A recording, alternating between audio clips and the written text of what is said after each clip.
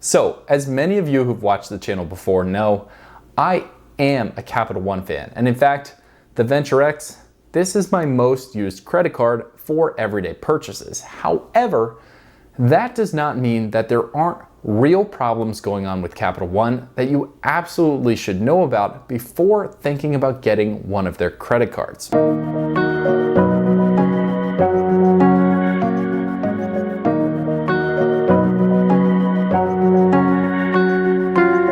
Before you get a credit card, it's really important to do your research to decide if the pros outweigh the cons. And I've made a lot of videos breaking down different Capital One credit card setups, mostly highlighting some of the positive aspects and what holding those can do. However, this video is all about the negatives, and I have 7 that hit me as a card holder that I wanted to share with you today. So without any further ado, let's start right off with problem number 1, which is the approval process. I have 2 specific issues with Capital One approvals, and the first is actually getting approved for one of their credit cards.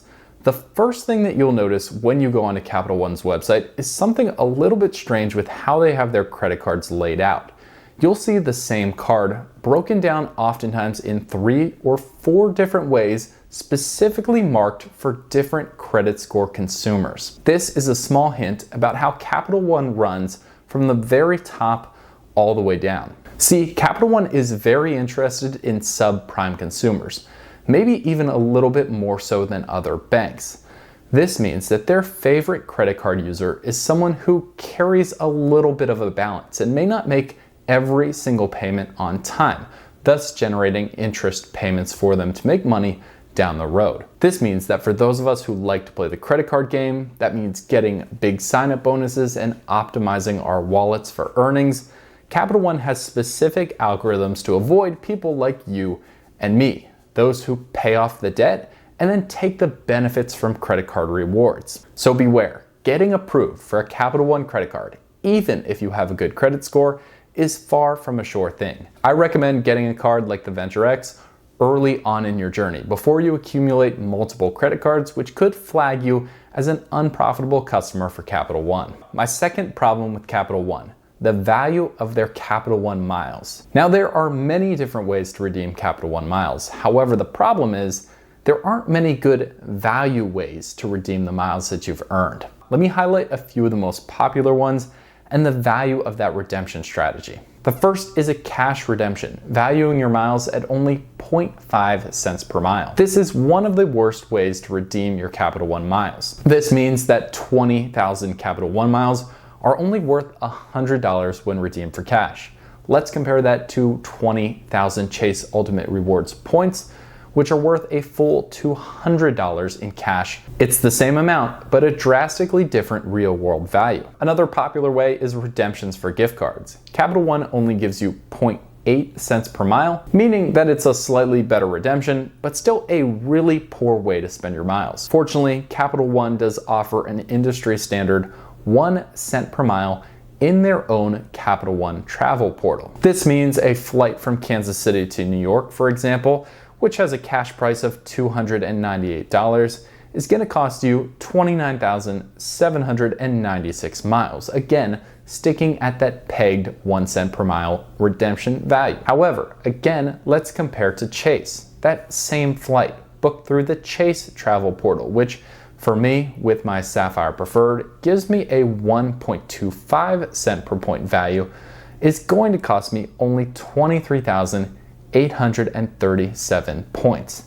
That's a savings of almost 6,000 points or miles, which may seem small just for one flight, but when you're spending on your credit card year after year and then redeeming your spending for rewards, makes a massive difference over the long run. Now, I have to say, there are 2 sides to this story.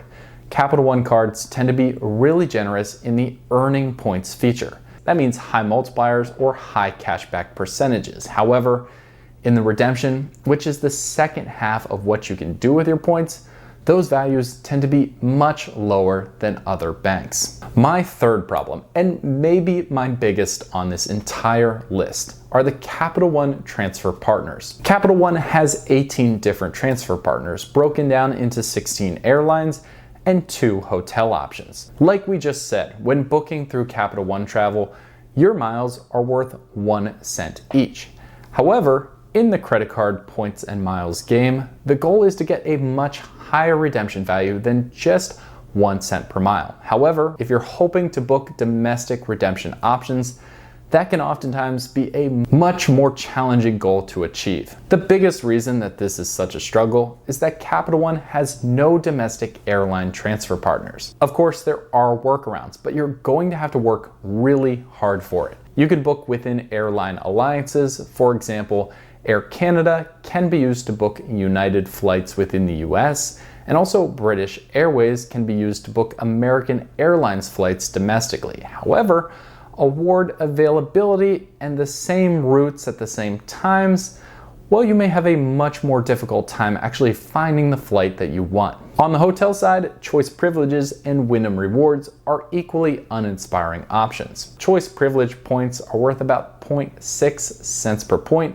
meaning that is a very, very weak redemption option. You'd be much better just booking that same hotel within Capital One Travel. Wyndham Rewards points on the other side can fluctuate from between 0.9 cents per point all the way up to just above 1 cent per point. However, there's no real great opportunity here to get a ton of value through Wyndham either. I also think, generally speaking, compared to Marriott, Hilton, and Hyatt, you'll probably have a better experience at some of those properties in that brand network than you would at a Choice Hotels or a Wyndham property. Now, this is not to say it is impossible to get great value with Capital One miles. If you travel internationally, even as much as just 1 time a year, you're probably going to be able to find a really sweet spot redemption that can get you the value you're looking for. However, if you're going to fly domestically, that's going to be a lot more work, and you should prepare yourself as such and know that going in. Now, before I talk about problem number 4, I want to throw out there that I have been doing credit card consulting. It's in a link down below in the description of the video. It's completely free and it's perfect for people who watch the videos but want to have a little bit more of a discussion on a personal level as to how to improve their setup or what card might be best for their goals. If that's something you're interested in, make sure to connect with me down at the link below. Now, my 4th problem with Capital One is the Capital One travel portal. Since I've just explained the low value of Capital One miles and how it may be difficult to get even more than 1 cent per mile, especially on domestic bookings, a lot of times with your Capital One cards, you're going to be booking your trips right on through that portal. Now, fortunately, Capital One does make up for some of their shortcomings with the best portal booking experience, in my humble opinion. I love their features like the price match, the price predictor, and also the trip watch, which will send you text or push notifications as to the best time to book your flight. However, there are significant downsides to booking within the portal. First of all, third-party bookings always add a higher level of difficulty if you run into problems while on the road. If you book through the portal, they are going to be your first contact when you experience a problem, not the airline directly. This means it's an extra step and an extra layer of potential confusion to get through to make a bad situation right. If you have to make quick adjustments in an airport, it's probably not the situation you want to be in when time is running short. Now, I will say, I have heard both horror stories and had good experiences myself, and friends tell me about their own good experiences, so I don't want to paint it as an impossible option. It's just a risk to be aware of. Let's talk about problem number 5, which is the airport lounge access. Now, one of the best benefits that MyVentureX offers is the lounge access for myself and also 2 guests to come in with me free anytime I want to visit. You could take advantage of this policy at Capital One lounges, Priority Pass lounges, and Plaza Premium lounges, which are in the network. Another really exciting piece of news to hit the scene recently is that escape lounges are now part of Priority Pass, which adds another 15 domestic airport lounges that you could access while traveling within the United States. This is a great thing for VentureX cardholders. However, let's get to the problems within this. There are only 3 airport lounges in the Capital One network in the United States that I would describe as being super premium, great experiences every single time. Those are, of course, the Capital One lounges located in Denver, Washington, Dulles, and in the Dallas-Fort Worth airport. And they are phenomenal experiences I highly recommend visiting if you have a layover at any of those 3 airports. The other side of this is the Escape and the Priority Pass Lounge access in the United States.